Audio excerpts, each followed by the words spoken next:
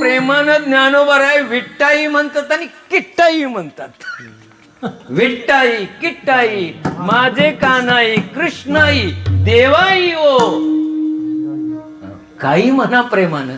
लहान बाळाला काय पिंट्या म्हटलं तरी येतंय. त्याचं ओरिजिनल नाव पिंट्या आहे का? बोला. त्याचं पाळण्यातलं नाव ते आहे का? तसं ज्ञानोबराय किट्टाई म्हणतात तिला. तिचं नाव किट्टाई नाही. पण प्रेमानं किटाई म्हटलं तरी भावे गावे म्हणजे गीत हे देवीला आवडतं. प्रेमानं बोलवलं तरी येतं. सांगू का एक शास्त्र तुम्हाला. मानानं तृप्ती आहे. कशानं तृप्ती आहे? मानेन तृप्ती न तुम भोजनेन.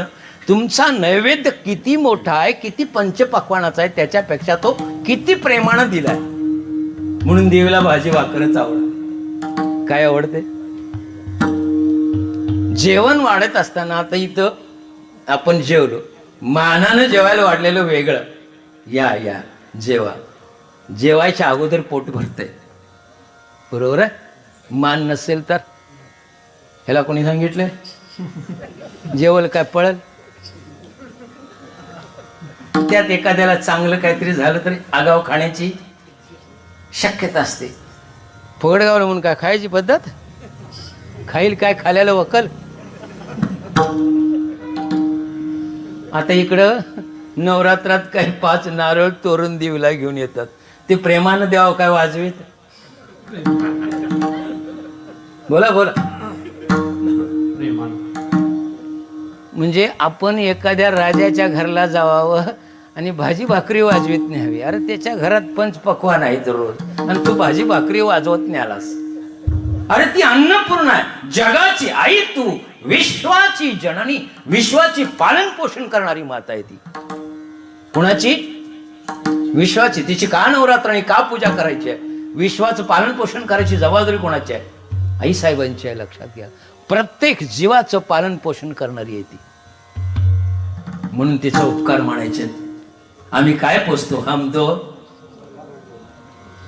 दो हमार दो. इन बिटवीन शेजाऱ्याचा आलं तर लगेच कावतंय. आई बलवाली या बघ. या अक्का असंच म्हणतात. आणि आलंच तर इकडे तोंड करतात. त्याची दुष्ट लागल म्हणून.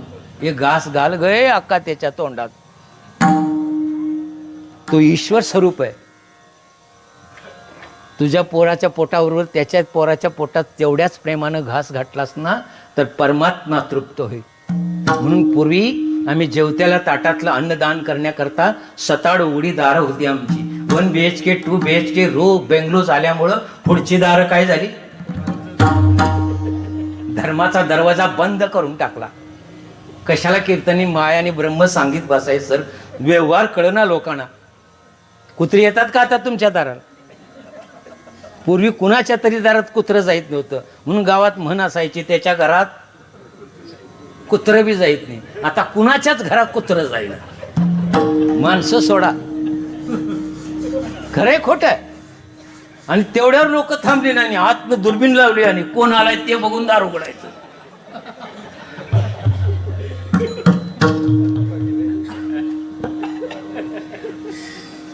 खरंय बरं. अरे आमच्या आईवडिलांच्याकडे काहीच नव्हतं यातलं. पण धर्म होता. खायला मिळत नव्हतं पण आपल्यातलीच अर्धी चतकोर भाकरी कुत्र्याला टाकत होते. शेजारी जेव्हा आलं तर त्याला अर्धी चतकोर भाकरी देत होता. हाच धर्म आहे. तुम्हाला कोणी सांगितलं देवीला पंचपक्वान आणि याचकाला शिळी भाकरी देत नाही? कशाला देवी प्रसन्न होईल? आईची सगळी लेकरं आहेत. एका जरी लेकरावर अन्याय केला तर ती आईला खराब वाटल्याशिवाय सांगा बरं तुमच्या लेकराला कुणी डिवचलं बरं वाटतं का? बोला. नुसतं म्हणा तुझं काळ आणि नकटाय आई कास खाऊन जाते. माझं काळ आहे नकटाय तुला काय करायचं? तुझं देख नाही घेऊन मिरव जा. माझ्याला काळ म्हटलंस तर नरड कोचीन म्हणते. मग आई तशीच करते. विश्वातली सगळी. आणि अशा पद्धतीनं देवीला जाणून घ्यायचं आहे.